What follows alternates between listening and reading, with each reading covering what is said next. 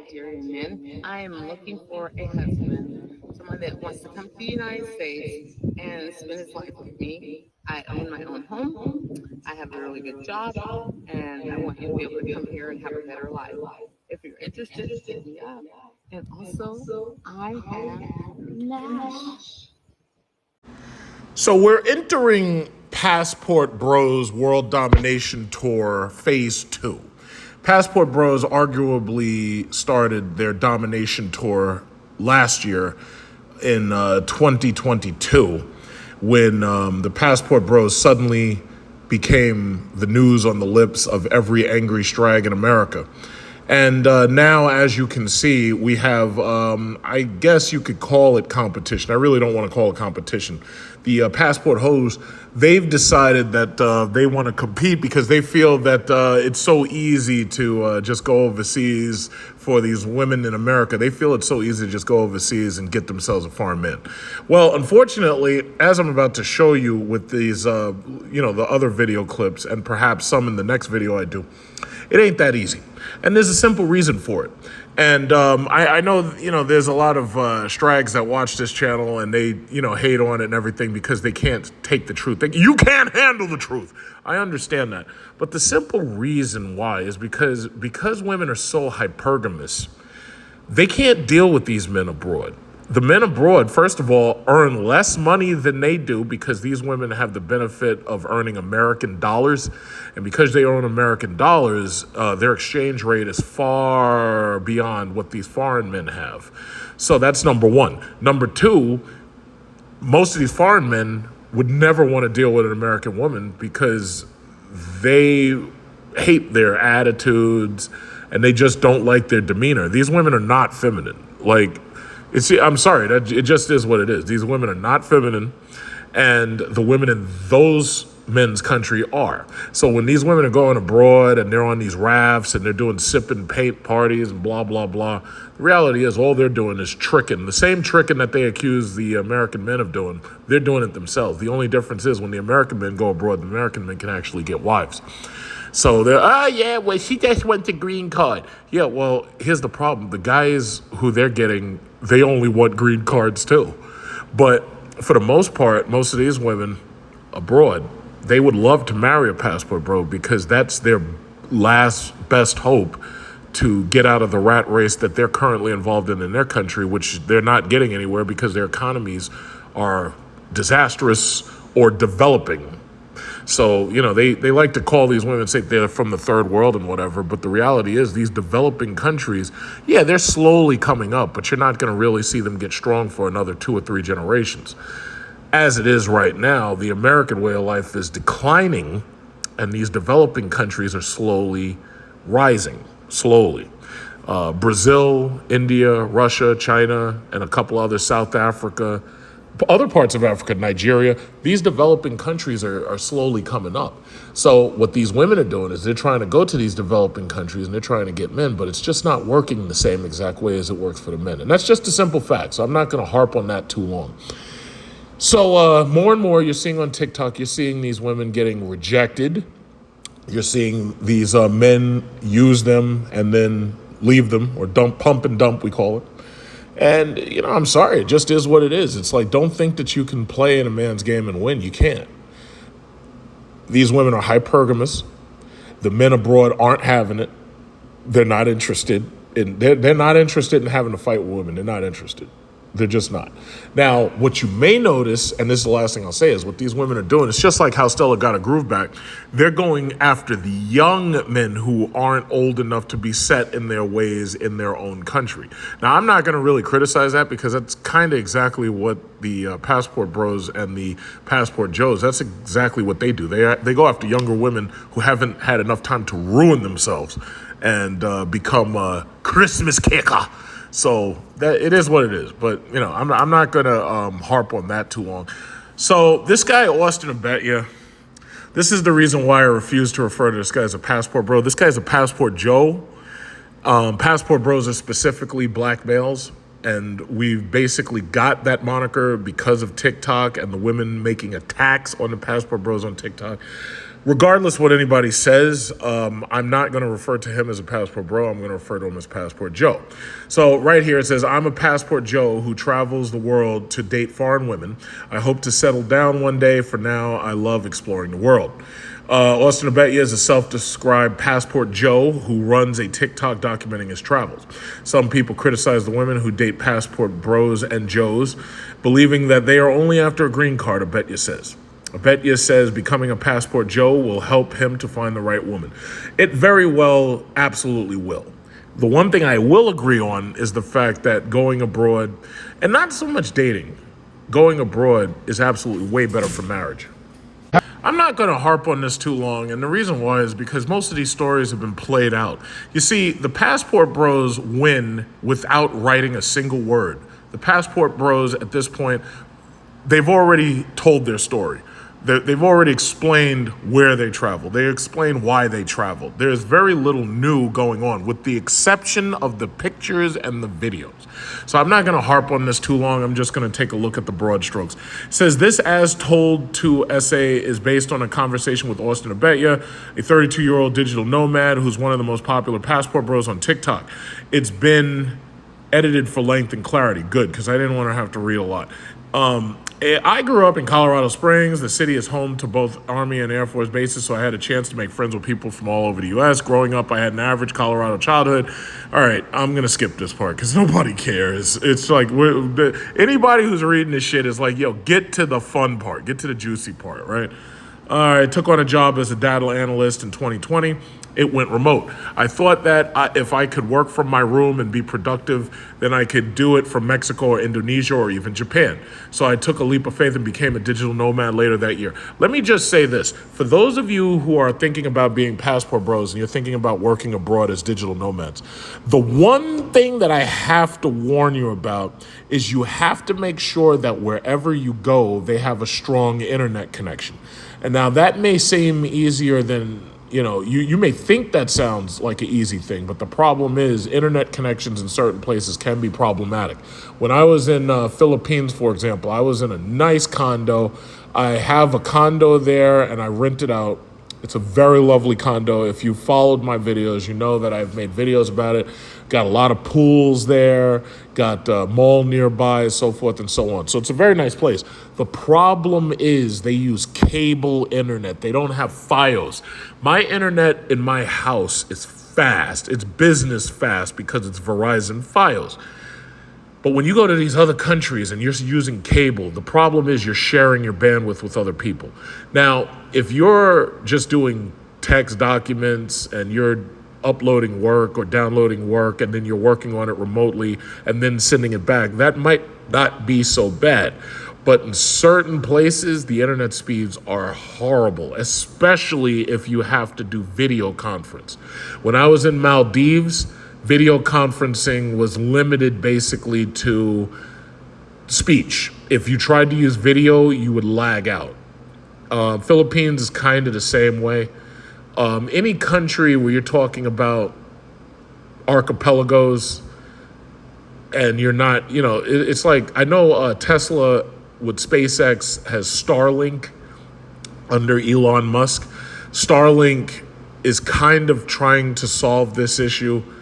But the problem is when you're dealing with satellite, your latency is just so bad until certain things that are intensive, you're just not going to be able to do it. So you have to keep that in mind.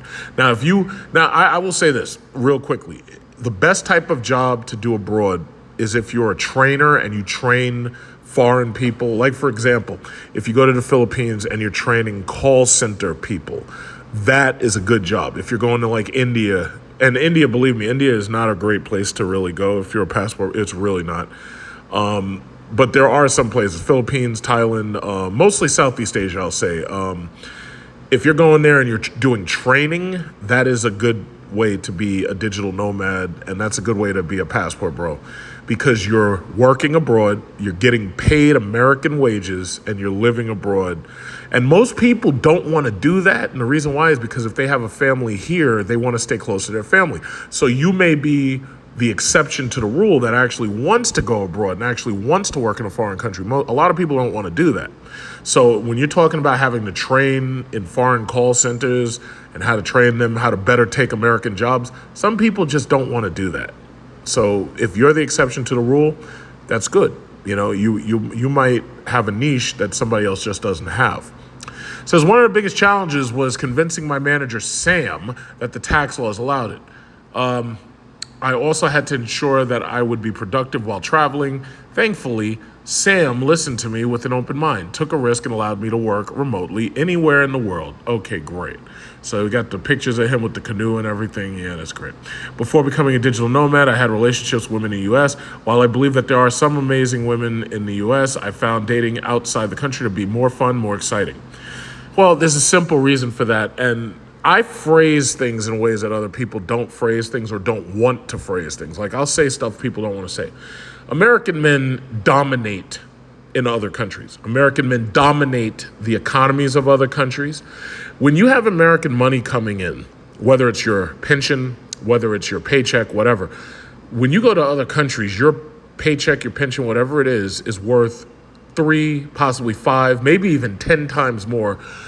Think about it like this. If you make $100,000 a year, $100,000 a year is not that much in certain parts of America. If you're in California or New York, it's not. But in other countries, it's a lot. There is no feeling like walking into a restaurant or a store or a mall and knowing that there's nothing in that store that you can't afford. And then on top of that, when we go to other countries, we have credit cards.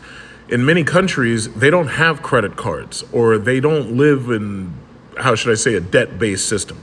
Now, if you're a person like me and you have the discipline and you pay your credit card back and everything, credit card is not a problem. It's actually a tool. I pay my credit card down to a $0 balance every single time I use it. It's a good feeling to say, yeah, I can go into a store and I can buy anything in that entire store that I want at all. Most of these other people in these other countries, they can't do that. If you go to the Philippines or Thailand, the average worker there only makes about $10,000 US per year. So when you take one of us who makes over $100,000 or even $60,000, you're still making 6 times what the average person makes in one of those countries, even if you only made $50,000. So I'm going to ask you directly. Yeah. Do you want a divorce? I do want a divorce. So you want to be done? Yeah. I don't care if she sends me back to my country. I just want a peace of mind. I just want a peace of mind. She's not giving me the peace of mind. I'm doing everything for her. I'm not getting that appreciation. When somebody do something for you, you give appreciation. That person will want to do more. So you're hearing this directly. He's saying he wants a divorce. Green card bro wants out. Are you processing it? Are you receiving that? I'm processing. The next aspect to remember is that you also dominate their men if you're an American man. You're taller than their men. You're obviously wealthier than their men in general. On top of that, the women in those countries consider you more handsome than their own men for various reasons, or maybe they consider you more masculine than their own men. And that's just what it is. Not only that, you obviously dominate over the women. You're taller, you're, probably healthier in most cases, especially if you're going to a developing nation. So the reality is the ball is in the court of the passport bros. So let's continue with the story just a little. It says, I now describe myself as a passport Joe, someone who travels the world and dates foreign women hoping to find a life partner. I also run a TikTok account with 430,000 followers where I share my journey and offer advice to others who are interested in becoming a passport bro. The reality is the passport bros, I don't really think they have to offer much philosophy. All they really have to do is tell potential men from America what's a nice country to go to, what's safe to go to, where should you stay, so forth and so on. Just the basics. My thing is, let American men find that adventure for themselves. There are a lot of American men who've never traveled, and because of the American media, they're jaded against traveling. Maybe they're afraid to travel. I find it so interesting that you have so many of these dummies in America who don't travel, and yet they're so quick to tell you how life is overseas. I remember during COVID, I had people telling me, like, I was like, yeah, I want to go to Thailand. Oh, I wouldn't do that if I were you. And I was like, this is during COVID. New York City was ground fucking zero for COVID. And you're up there telling me that I shouldn't go somewhere else where they have fewer people dying? It's just like when I wanted to go to South Korea. I was lucky. I went to South Korea and I toured all around South Korea before COVID, the same year. It was 2019, right before COVID actually happened in the fall. And the thing about it is South Korea had far fewer deaths. They had a far more hygienic culture already built in. And people are telling me that they wouldn't feel safe going there. I'm like, you don't even know what you're talking about. You got more people dying right here. And then when it comes to the violence. Now, granted, there are some places where we know, thanks to the news, that it's extraordinarily violent, like the cartels and shit, gunning down people going to get BBLs and getting shot up, people going to get BBLs, getting their kidneys taken. There are certain places that we already know by fact, not by opinion, not by conjecture, we know aren't safe. There are certain places, war zones, for example. There are certain places we know not to go. Thing about it is, countries that I've been to, like, so many, China, Japan, South Korea, Philippines, it's like Thailand. It's like a lot of these people, they have no idea what these countries are like beyond what they've seen on movies. And they actually think that these countries are more dangerous than where they live. And most of these people live in dangerous shitholes. And that's just a reality. So, I don't take them too seriously. I don't take them seriously at all. So the beautiful thing about these Passport Bro testimonials is that we have the receipts. Ask these other people who talk all this bullshit and talk, the women abroad, they're just like the women here. Ask them to show receipts on that. Oh yeah, the women where are just like the women here. Where have you been? Show receipts, show photos, show videos. I guarantee you, shuts them right up. They ain't got nothing to say. All right, so it says, as a passport bro who's constantly traveling, I surround myself with women who are my type. In other words, I choose to be with women who have the qualities that I'm looking for. I found many women overseas to be more open-minded. I think finding a life partner is one of the most important decisions in life. Obviously, it is. So dating in different countries gives me the best odds of finding a partner. All right, let's see if there's anything else interesting here. It says passport bros have their fair share of criticism. For example, some people say that passport bros are losers who don't do much to upgrade their lives. Well, first of all, if you're a person who is literally moving and living around the world to work a job in IT, why are we listening to these morons? Why are we listening to these people? Their opinions are as worthless as shit in a goose's ass. Why are we listening to these people? Why are you taking anything they say seriously? There's certain people, I just don't even take them seriously anymore. Like, I don't even listen to their, you know how they say an opinion's like a asshole, everybody's got one? My thing is like, I don't even care about your opinion. Like, why are you listening to these people? Anybody who's criticizing you and SBEing, shame, blaming, and explaining, cut them off. There's no point in even listening to them. And as soon as they start talking, you start talking. And while they're talking, just run them over. Don't fucking even let them get a word in. There's no point. Why are you arguing with these people? Passport bros show receipts. I said this in the last video. We don't have to argue. We got all you got. Oh yeah, well you dusty and you ain't got no money. Oh yeah, well here's a video of me on the beach with a chick half your age with real hair who doesn't have raptor claws, doesn't have nose rings, doesn't have tonsil rings, and actually has some level of femininity, who can actually cook and clean and this, that, and other. You don't have to argue. You don't even have to argue. You don't have to type nothing. You don't have to argue with them. Just post a video, post a photo. These are Passport Bros receipts. That's what I'm talking about. Another misconception is that Passport Bros can't meet the standards. Who gives a fuck what their standards are?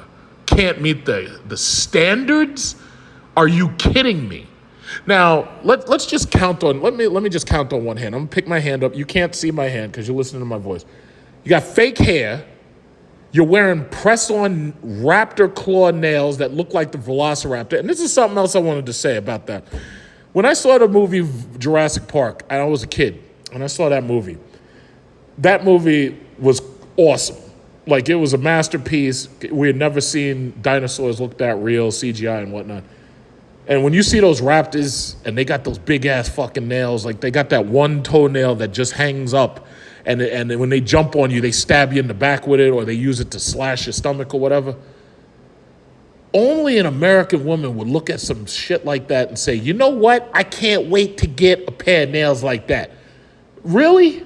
That's like these people who see sharks and they see the shark teeth and they say, man, I wish I had teeth like that. So what they do is they go to the dentist and they have their teeth filed down into shark teeth. I'm like, there's something seriously wrong here. The mental illness is out of control. Raptor claws, fake hair, fake boobs, fake eyelashes. I could keep going, but chances are you'll think of something I didn't think of. Fake butts. They're going to Brazil, going to Dominican Republic, and having fat taken out of their stomach to inject in their ass. And if they're lucky, they wake up and they still have both of their kidneys. Because in some of these countries, they're stealing your kidneys while you're on the table and you're unconscious. Woman comes back to America, doesn't have her kidneys, and she's like, oh yeah, my stomach hurts. I go to the bathroom and pee comes out and it's bloody. And I'm like, why? And then you go and find out you got your kidney snatched. It's like, are you kidding me? And y'all have the nerve to talk about standards? High body count? 2 or 3 baby daddies? 2 or 3 bastard children by men you don't even know who the baby daddy is. You would put him on child support, but you're not sure if that's him.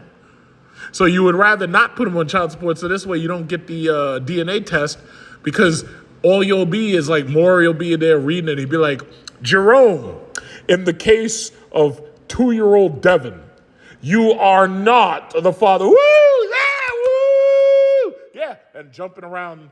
And I'm like, you're talking about standards? Really? Really? You're talking about standards? Really? Oh yeah, well if he's not 6 feet tall and he got a 6-pack and he's got a 6-inch Johnson, yeah, then I'm not even talking to him. You've got the nerve, the gall of these people, Really, standards. I don't even want to read the rest of this paragraph because as far as I'm concerned, it's bullshit. Let's keep going. So some people criticize the women who date passport bros. Who gives a shit what they think? Who cares? Believing that they are only after a green card. So basically what you're telling me is that they're with this man because they want a green card that allows them to get a job in America so that they can work and possibly support their parents back home. Because let's be honest, most American men, especially if they're dating in the Philippines or Thailand, usually it's the Philippines, not really Thailand, but if they're dating a Filipina, chances are they understand up front that they have a very family-oriented culture. Their parents probably don't have that much money. When that woman moves in with you, she's going to be your wife and she's going to make some money and she's going to send some money back home. Understand something. The mere fact that these people make like less than $10,000 a year on average, if she sends home $200 a month, let's say she's working a job here making $30,000 a year because, that's your average job. Let's say you make it, and you're far below the poverty line if you're making $30,000 a year. I think that's obvious, especially considering here in New York, if you're making $30,000 a year, chances are you wouldn't be able to survive on your own without welfare. Here's the thing. This woman is making money and sending money back home to her family to support her mom and her father, and possibly if she has a baby brother to support him going to school. I think I speak for most passport bros when I say they totally understand that. Not only do they understand that, some of them are willing to contribute. I don't see a problem with that. You mean to tell me that this woman is selfless to the point where she's focused on working and she knows that by marrying a dude, she can get a better opportunity at life than she'd ever have in her own country? Well, you know what I consider that? I consider that pragmatic. I consider that prudent. I consider that intelligent. I consider that I don't see a problem. I don't see a problem with that. But only here, where you have strags with fake hair, fake boobs, fake butts, fake nails, raptor claw nails, nose rings with boogers and snot all over the ring, Only here do you have people who are materialistic enough to point at someone else and say that because you're working to improve your family by sending them money home, that you're the problem. But you know what they say? When you point a finger, you got 3 fingers pointed back at you. That's what they say. And it's a fact. It's disgusting. I've met many women abroad who appreciate passport bros, including lawyers and women with degrees from Cambridge University. Okay. I love my life and plan to continue traveling the world for a few more years. I want to start a family one day and don't want to be traveling while raising kids. The top contenders on my list are Brazil, Colombia, South Korea. Okay. As a digital nomad, I'm living a life that's impossible for me in the U.S., and ultimately I hope to marry someone beautiful, loyal, and family-oriented. Notice that all of these passport bros, who they've been criticized as being tricks and this, that, and other, all of them continue to focus on family-orient. They're looking for women who want to have families, who don't want to have abortions, who want to have families, and who take care of their own families. Notice that. Something worth noticing. I work hard so that I'll be able to afford a nice house for my family and take care of them. Okay, I think that's the end of the story, and then you get back to this Titan submersible. That thing crushed like in the movie Abyss with Captain Coffee, and he was in the sub, and they pushed him off a ledge, and when he fell off the ledge, he fell so deep, his poor little sub had just crushed itself. Yeah, I felt bad. I knew those people weren't going to make it. It's a damn shame. But where are we? So that's the story. This is why I hate these stories, because this is actually one out of 2 stories, and the other one is about this exact same guy. There's a reason why, and people keep on trying to criticize me in the comments, and I just want you to understand, I don't give a fuck what you're saying. I don't care about your criticism. The reason why I will not relent in specifically mentioning, yes, this guy is a passport Joe, not a passport bro, is because passport bros tells the story of black men who've been attacked on TikTok by strags in America because they have decided that the dating culture is so disgusting here that they would rather go overseas and they would rather meet someone who's more wholesome and feminine. So by interjecting these other people into that story, what you're doing is you're taking away from the overall connotation of what the word actually means. You're taking away from it. And I'm not going to let that happen here. The connotation, the denotation, I control those narratives. So you could say whatever the fuck you want. You could take your comment, stick it up your ass, and you could put some Clorox bleach, and you can make it nice and clean and everything. You can make a nice clean asshole. I don't care. Whatever you do, I don't care. There's a window right here. You can jump out of it. I care less. I really don't. I say what I say. I mean what I say 100%, and I'm not backing down. So that is what it is. But I have no problem referring to him as a passport Joe. I have no problem looking at his story and talking about the stories. But what I won't allow to happen is I won't allow the impact that this has had online to be just taken away. I won't allow that to happen. I'm going to continue saying exactly what I say the way I say it. So I've given you the vocabulary. The passport bros are black men who are traveling abroad, looking for relationships with women, looking for starting families with foreign women. Passport Joes are the exact same thing, only those are the white men or the Hispanic men. Actually, you could call those the passport cholos. You also have the passport hoes, as in the Asian men, or the passport chos. Those are like the Chinese or the Koreans. Because they're, the Chinese, the Koreans, the Japanese, they are going down south and they're looking for women in Macau, Malaysia, Vietnam, Cambodia. And the reason why is because they have feminism destroying South Korea, destroying Japan. Their birth rates are way down. Fertility rates are way down. The Chinese are dealing with the consequences of the one-child policy. They had too many men, too few females. The Indians are going down to Thailand. When I was in Thailand, I saw a whole lot of Indian guys down there. They go down to Pattaya, Phuket. They're going to those tourist traps. That's why when I went to Thailand, I stay away from the tourist traps. The tourist traps attract the worst as far as when it comes to marriage. Those women who come to those tourist traps, they're focused on short-term relationships. These foreign guys are going to the tourist traps and they're looking for wives. I don't do that. I don't do that. If I know that there's a lot of tourists, or especially a lot of Americans, I stay away from those places. Any place I know that there's going to be Americans or foreign male tourists, I just stay away from those places entirely. I would rather just go hang in the community itself, the regular city and everything where the people are there specifically to work. And from there, if I want to go, to the beach or whatever, you just take a trip to the beach and you come back. Or you go to a place like Cebu, where it's surrounded by beach and it's a nice city. Or you go to Dumaguete, where it's mostly, nice beach and it's got, city and everything. It's got some city in it. I prefer cities. And that's because I'm a New Yorker. So I understand that all the infrastructure is here. Everything I need is here. I don't have to look too hard for anything. Everything's already there. So that's just the way I see it. Now, you can do whatever you want, but I'm just telling you how I do it. And the other thing, they also have this thing called skin tax. If they know that there's a place that there's going to be a lot of tourists, all of the prices are artificially higher, and they know that the tourists will pay it without thinking twice about it.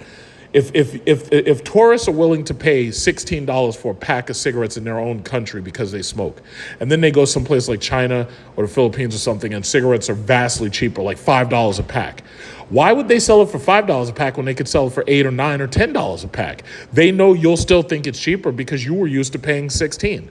But they're doing it based on the fact that they know that you're a tourist and you don't recognize the fact that they're marking their prices up by 50%, maybe even 100%. You don't know. So my thing is, I stick to where they live and where they shop.